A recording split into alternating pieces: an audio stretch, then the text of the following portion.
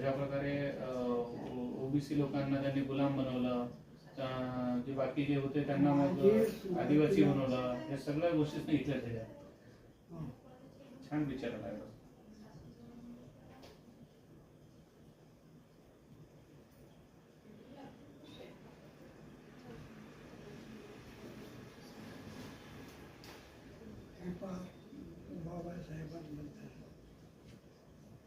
Doctor Babasaheb Ambedkar यांचे अनेक वेळा जीवघेणे हल्ले झाले आहेत.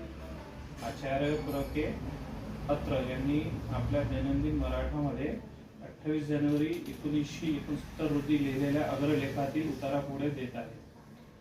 सारांश: भारतात अघोर अत्याचार करून या रामदासाच्या वंशजाने महाराष्ट्राचे वाटोळे केले.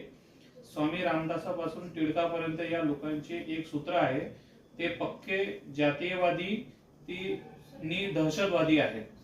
एवढी लांब लचक प्रस्तावना केल्यानंतर संत उत्तम बुवांनी 90व्या अभंगात उत्तमराव मोहिते हे कुणबी समाजातील आहे आणि हे अमरावतीचे मरण पावले, तर त्यांनी काय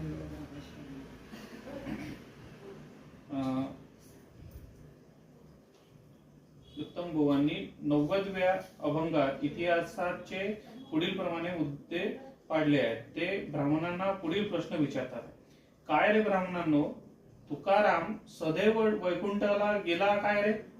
शिवरायाच्या राज्याभिषेकाच्या वेळी झाडून सारे भिक्षुक कुठे पडून गेले होते?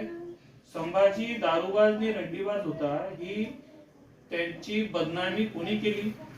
त्यांचा